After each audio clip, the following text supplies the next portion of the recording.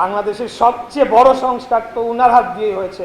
আজকে যারা সংস্কার করে বাকশালকে বিলুপ্ত করে বহুদলীয় গণতন্ত্র, এটা কি সংস্কার না? বলা হয়ে থাকে যে 24-এ নাকি দেশ দ্বিতীয়বার স্বাধীন হয়েছে। আমি মনে করি এটা অত্যন্ত ভুলভাবে উপস্থাপন করা হয়।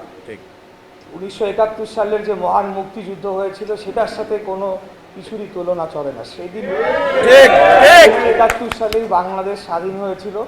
বাংলাদেশ একটি স্বাধীন ভূখণ্ড পেয়েছিল, একটি স্বাধীন সত্তা পেয়েছিল, তার জনগোষ্ঠী একটি রাষ্ট্র পেয়েছিল। সেই রাষ্ট্রকে খুনি হাসিনা গত 16 বছরে তার গণতন্ত্রকে গলা টিপে হত্যা করেছে। মুক্তিযুদ্ধের যে সকল উদ্দেশ্য ছিল সেগুলোকে সে ধ্বংস করে দিয়ে তার ক্ষমতায় টিকে থাকার জন্য সে বাংলাদেশের জনগণের স্বাধীনতাকে হরণ করে নিয়েছিল।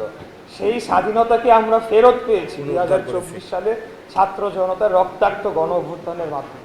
5ই অগাস্টের যে গণ অভ্যুত্থান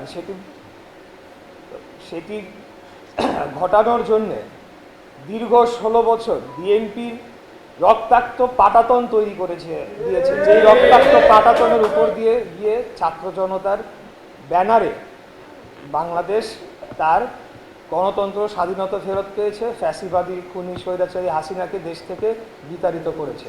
এটা ভুলে গেলে চলবে না।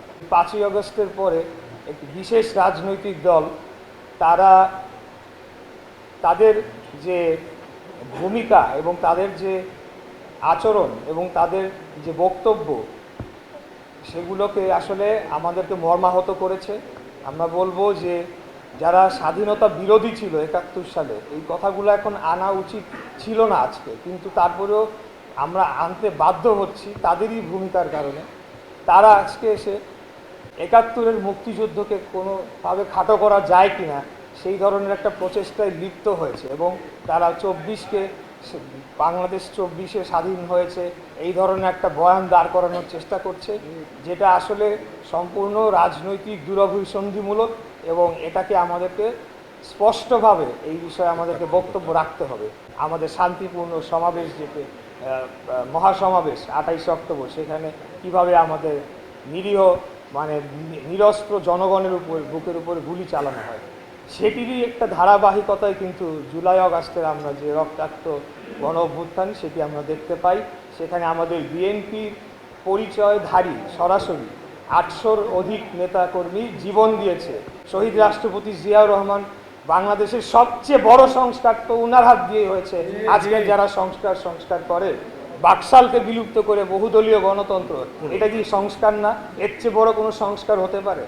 এবং গণমাধ্যমকে আবার উন্মুক্ত করে দেয়, এর চেয়ে বড় কোনো সংস্কার হতে পারে? যেখানে সব গণমাধ্যমকে ব্যান করে মাত্র 4টা পেপার রাখা হয়েছিল, উনি তো আবার সেটাকে পুনঃপ্রতিষ্ঠা করেছেন।